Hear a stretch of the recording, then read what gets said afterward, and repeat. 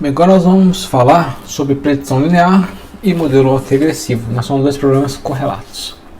Em ambos os casos, que a gente vai querer encontrar parâmetros, de um filtro linear. E a gente vai ver que a solução numérica para os dois é a mesma. Então, no caso da predição linear, que é o LPC, a gente deseja encontrar um filtro FIR, resposta impulso finita, para prever, a partir de amostras passadas, as amostras futuras de um processo autoregressivo. O erro encontrado é chamado erro de predição, e idealmente esse erro será branco. O ruído do modelo autoregressivo, no caso do modelo autoregressivo, a gente vai querer um filtro IR que, quando excitado por um ruído branco, produza na saída um sinal com as mesmas características estatísticas que o modelo que a gente quer modelar. Então nós vamos falar primeiro do modelo autoregressivo, AR, que no contexto de processamento de sinais a gente chama de um filtro de resposta impulso infinita, é um filtro IR, ou seja, um filtro que tem apenas polos. Então na física ele também é visto como modelo de máxima entropia e possui memória ou realimentação, e dessa forma o sistema é capaz de gerar uma dinâmica interna. Então, para a gente abordar esse problema, vamos ver aqui um exemplo simples, um exemplo de primeira ordem, onde vamos supor que a gente tem uma variável x, e que ela é dada como o x passado, no instante passado, vezes uma constante, mais um ruído. Então, vamos supor que a gente tem a variação do preço do petróleo, aí, ΔP de t, em determinado instante. Então o ΔP de t no determinado instante t, vamos supor que ele seja igual ao meio do delta passado no instante anterior, mais um epsilon com fator externo que a gente não tem controle, seria o ruído na entrada do sistema. E aí a gente pode observar que se a gente tiver uma perturbação na entrada desse sistema, essa perturbação será duradoura. Ela vai permanecer, como no caso essa constante é meio, ela vai ser atenuada. Se essa constante for maior do que 1, será um sistema instável. Mas sendo meio, a perturbação vai sendo atenuada, mas vai durando durante muito tempo. Então, diferentemente de um processo de média móvel, por exemplo, que o efeito da perturbação passa rapidamente. Bem, nós vamos então fazer uma suposição sobre o nosso sinal, nosso processo estocástico. Vamos supor que ele é estacionário em média. Então isso significa que o valor esperado dele é constante, então ao longo do tempo não varia. Então vamos supor naquele exemplo inicial de primeira ordem, esse exemplo aqui, que a gente colocou no início, e supor então que a gente vamos ver aqui o que vai acontecer. Então quem que é o x de t-1? Aplicando o mesmo modelo aqui, então o x de t-1 é o alfa, gama, é o π minúsculo, π minúsculo vezes o x mais o v. Então, aplicando esse distributivo, fica aqui π quadrado, x tem menos 2, então, etc. E agora a gente pode fazer isso novamente.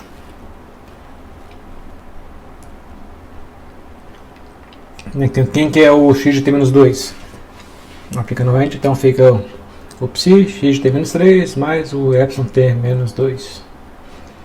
Depois aplica novamente, vai fazendo isso repetidamente, até um determinado instante, onde a gente para, faz isso, sei lá, no caso aqui seria t vezes, e aí no final a gente tem um termo aqui que é um x0 e um valor inicial ali do x, e o determinado em outro termo aqui, onde depende apenas da entrada, do ruído de entrada. Então vamos analisar aí o valor esperado do x. Vamos tirar o valor esperado dos dois lados da equação, e o valor esperado da soma vai ser a soma dos valores esperados. Então aplicando a linearidade do operador, e aí então a gente fica a soma, a constante também sai para fora, fica constante vezes o valor esperado do x, E o valor esperado desse somatório é o somatório dos valores esperados. Então fica o somatório dos valores esperados. E como a gente supôs que a média é nula, né? Então o valor esperado aqui vai ser 0. Então esse termo então se anula. E aí, né, o valor esperado que a gente obtém no instante t, né, fica sendo esse ômega psi elevado a t vezes o valor esperado no 0. E aí, para a gente solucionar, né, para a gente solucionar esse problema aqui, a gente tem duas opções, né, já que a gente falou que tem que ser estacionário, né, então o valor esperado em todos os instantes tem que ser o mesmo. Então, para ele ser o mesmo, se isso aqui vai ser a solução trivial, isso aqui a psi sendo 0, que aí não é o desejado, ou então a gente supõe então que o valor esperado do x é 0, de forma então que o valor esperado vai ser nulo para qualquer instante. Né, essa solução trivial a gente não quer, porque nesse caso a gente não tem modelo nenhum, né? A gente tem, né, aí teria só o x como sendo igual o ruído de entrada, né? Bem, aí o processo a gente vai requerer ser estacionário em variância, então a variância não muda ao longo do tempo, é constante. Então nós vamos usar aqui a propriedade da variância. A variância de ax é ao quadrado variância de x. Então vamos analisar no nosso modelo a variância. Quem é a variância do nosso x? O x, ele é esse aqui, né, pelo nosso modelo de primeira ordem. Então aplicando agora essa propriedade, aí a gente vai ter no final, né, isso aí, onde aqui é a variância do ruído. E a gente quer que a variância, né, que o processo seja estacionário em variância, que a variância não se altere ao longo do tempo. Então a gente tem que ter a variância de t, que a gente mostrou que é igual a isso aqui. E a gente substitui, né, já que a gente quer que seja estacionário, né, a variância de t-1 tem que ser variância em t. E aí colocando a variância em t em evidência de um lado, a gente vai ter que a variância tem que ser igual a isso aqui. Então a variância do ruído dividido por 1 menos o psi ao quadrado. Bem, então a gente tem que isso é positivo. Se esse termo for maior do que 1, né, ou seja, o módulo de psi aqui for maior do que 1, o denominador fica sendo negativo e a variância fica sendo negativa. Então não faz sentido. Então a gente não pode, né, ter caso com psi, módulo de psi maior do que 1. Bem, e o psi também igual a 1 também não dá certo, né, que seria 1 menos 1, seria infinito, né? Então a gente tem que o módulo de psi tem que ser menor do que 1, por esses dois motivos.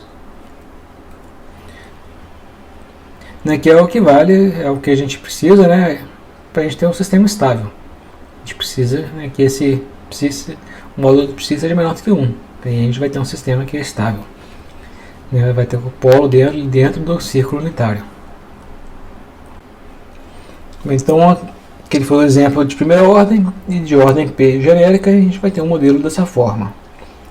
Então, o de x depende, né, dos x, valores de x passados, né, onde tem as constantes, né, os parâmetros do nosso modelo, né, são os psis 1 a p, né, então modelo de ordem P, significa que a saída de um determinado instante P depende de determinado instante T, depende de P instantes passados.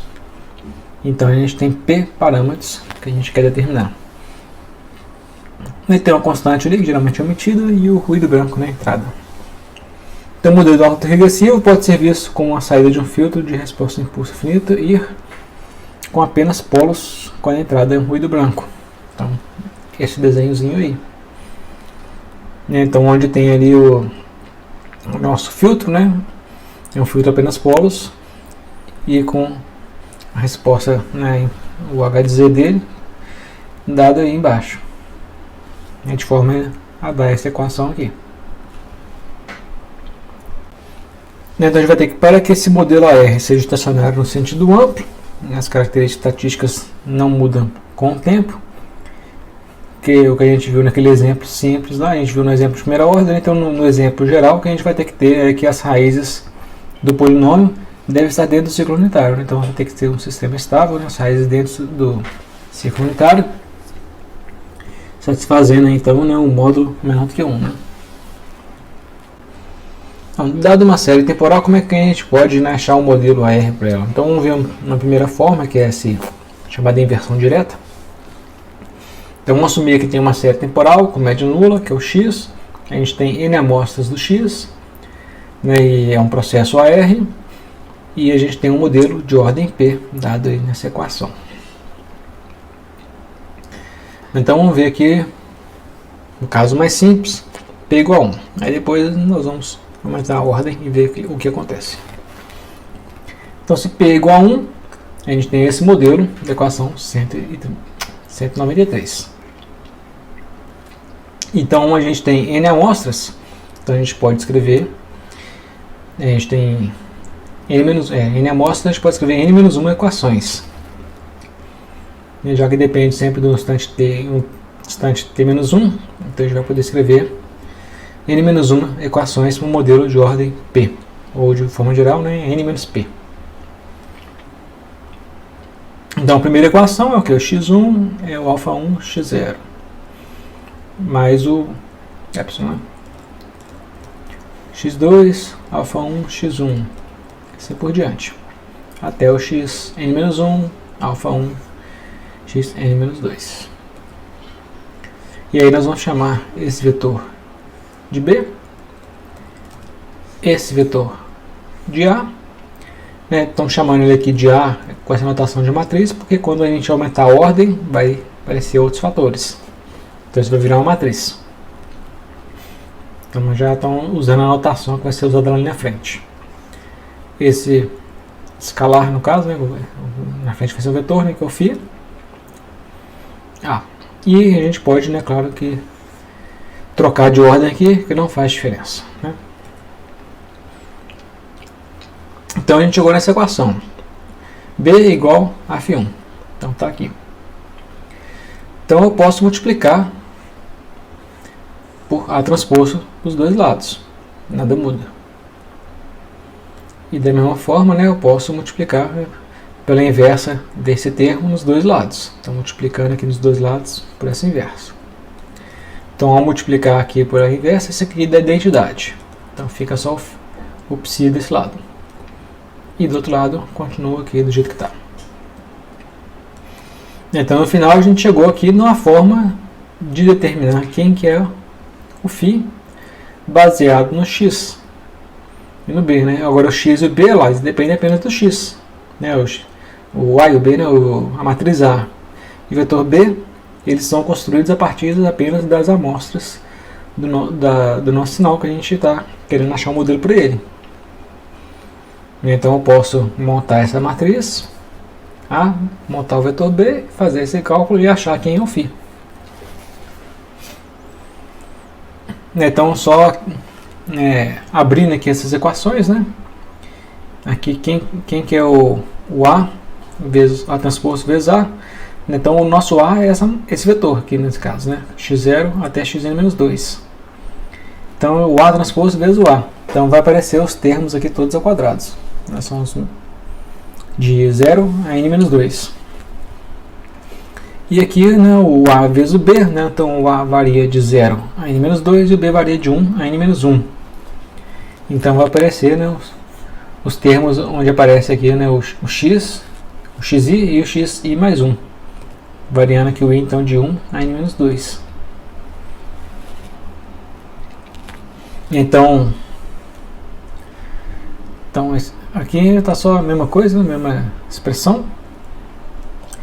E aí nós estamos chamando aqui de CI, né, o iésimo coeficiente de autocovariância.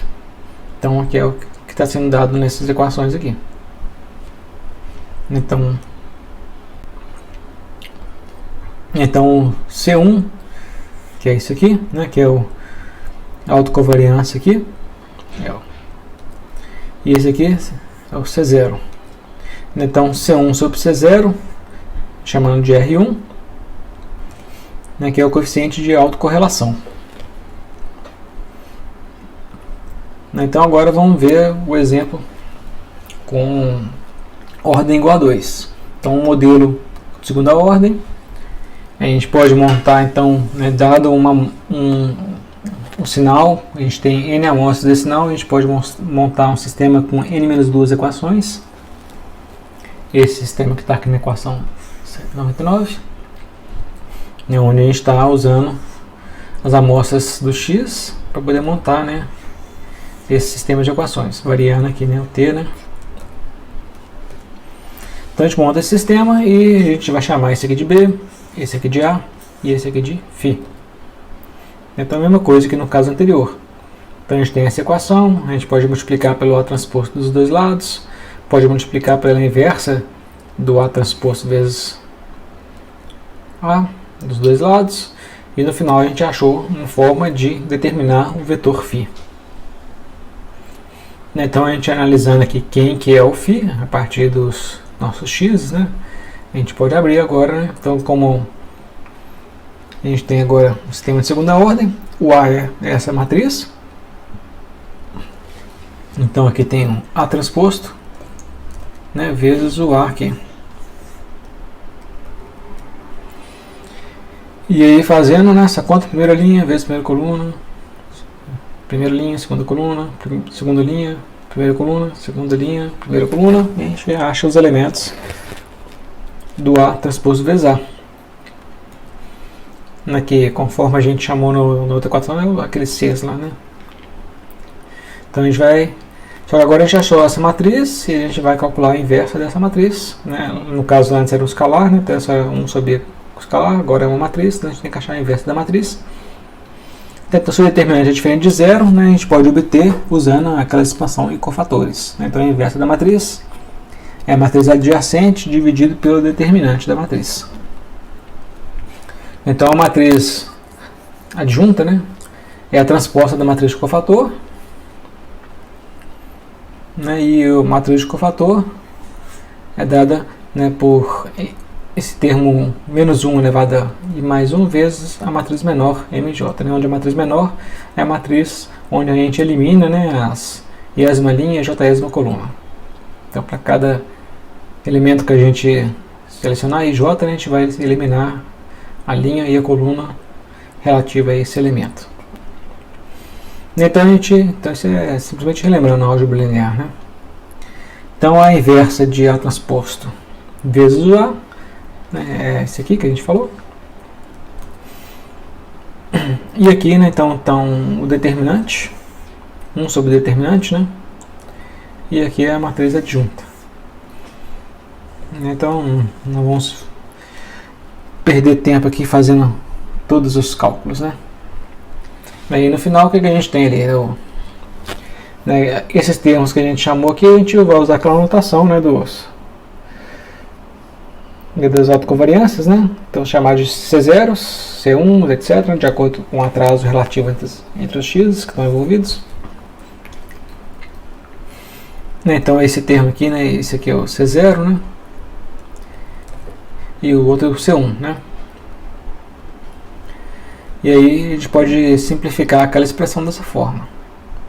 E se a gente dividir todo mundo pelo colocar o C0 em evidência aqui, né? Então aqui eu coloquei o C0 em evidência. Então fica 1 menos o R. E aí a gente pode passar o C0 ali para dividir na matriz. E aí expressar elas, né, todas em função dos elementos de autocorrelação, os R0, R1, etc. Daí, agora ainda outra parte, então a gente fez a parte aqui da inversa, né, A transposto vezes inverso, falta o A transposto vezes B. Então o A transposto vezes B está aqui, né, e fazendo as mesmas contas, a gente fazendo a mesma representação, né, a gente pode expressar ele de forma mais simples ali, né, como os C1, C2 ali. E aí no final a gente tem a multiplicação dos dois, né? Então a multiplicação dos dois para a gente achar quem que é o nosso os parâmetros do modelo.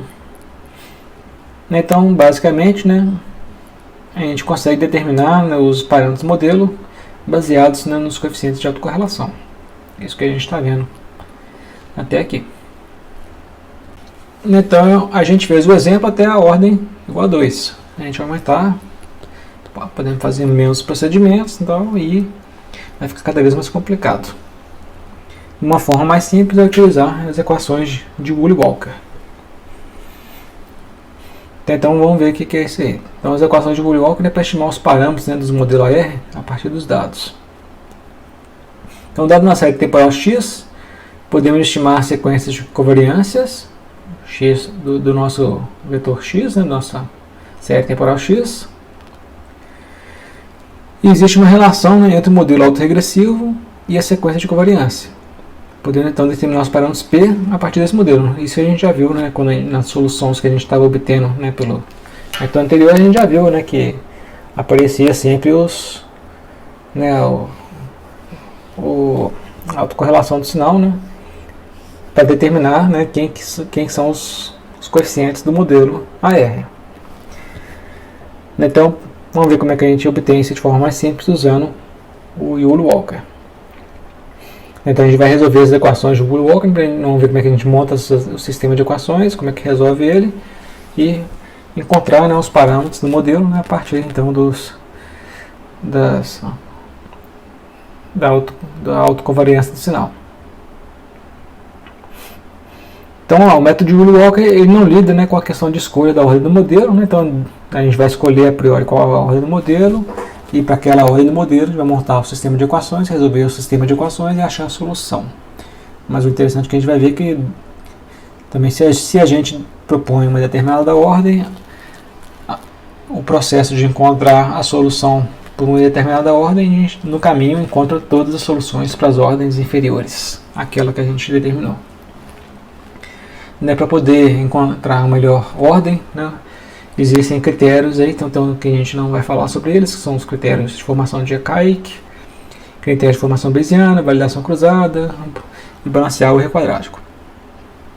Aumentar a ordem do modelo, né, permite, né, que a gente pode diminuir continuamente o erro, obtendo um modelo cada vez mais complexo, mas isso pode também não agregar, né, pois a gente pode obter um modelo, né, que não representa bem os dados. Então a gente deixa de modelar, né, de criar um modelo para o nosso sinal no nosso processo estocástico, a gente passa a criar um modelo para o ruído que não é o que a gente quer. Então vamos ver aqui, né, como que a gente vai chegar nas equações de Woolley-Walker. Então, considerando aqui um modelo AR de ordem P, então a gente pode representar ele com essa somatória. É um somatório dos x atrasados. E aí vamos fazer o seguinte, vamos pegar essa equação 209 e multiplicar dos dois lados pelo x t-1. Multiplicando os dois lados e tirar o valor esperado dos dois lados. Então, tirando o valor esperado dos dois lados, a gente usa aqui, né, desse lado de cá aqui a esperança, né, é o operador linear. Então o somatório das esperanças a esperança do somatório é o somatório das esperanças, e a constante, né, pode sair para fora. Então fica esse somatório das esperanças, a constante saiu para fora, e esse outro aqui, né, a gente é o x multiplicado pelo ruído, né, que a gente está falando que ele tem média nula. Então esse cara aqui vai ter o valor esperado disso aí, vai ser nulo também, vai para zero. Então ficou só aquela parte, esse somatório.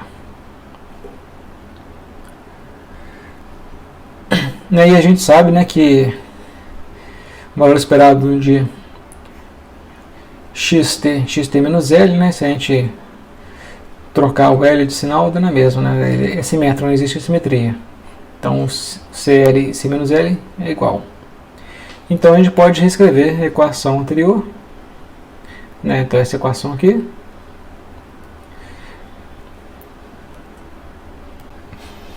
Então a gente nota que na equação anterior aqui a gente tem o x xt-1, né? Então um defasamento de 1 entre um e o outro, né?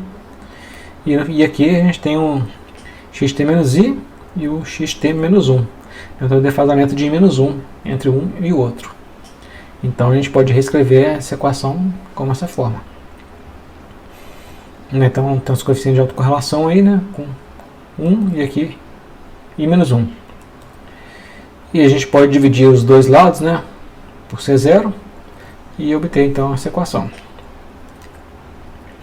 Então a gente pode fazer isso sucessivamente, né? Fazendo agora, multiplicando por xt-2, né? Fazendo o mesmo procedimento, agora multiplicando por xt-2, mesma coisa.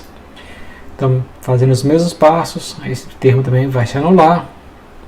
E a gente vai obter uma equação semelhante, onde agora aparece R2 e RI-2. E podemos fazer isso por um atraso K genérico qualquer e obter esse tipo de solução. Então, vamos fazer isso diversas vezes, né? E a gente, né, vai fazer isso muitas vezes quando é necessário para, né, dado o nosso sinal, para a gente poder obter, né, montar um sistema de equações para determinar os parâmetros desse modelo.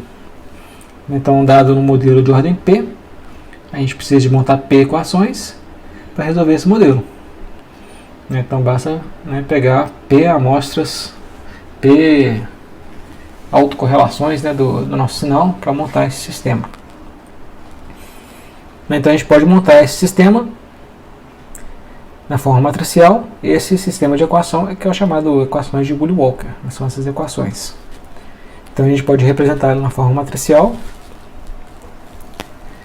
Então a gente tem um problema com um posto bem definido, matriz de covariância quadrada é R, então essa matriz aqui é R é quadrada, né, já que a autocovariância é simétrica, né, então R de L e R de menos L é a mesma coisa, então esses elementos são simétricos, né, R de 2 e R menos 2 são simétricos.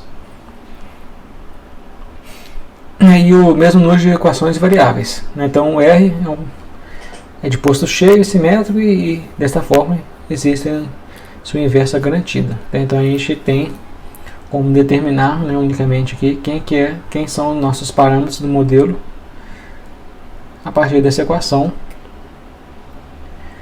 Né, então,